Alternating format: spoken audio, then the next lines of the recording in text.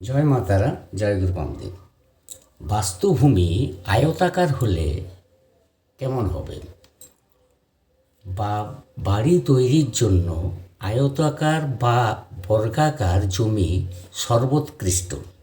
জমির উত্তর ও দক্ষিণ দিকের পরিমাপ যদি পূর্ব ও পশ্চিম দিকের তুলনায় বেশি হয়, সেই জমি সর্বোৎকৃষ্ট জমি হবে।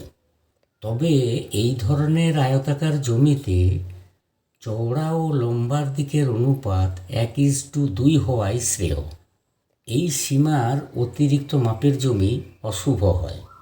তবে লক্ষ্য রাখতে হবে, এই ধরনের আয়তাকার জমির উভয়ের দিকেরই মাপ একই রকম হতে হবে, অর্থাৎ যেন সমান হয়।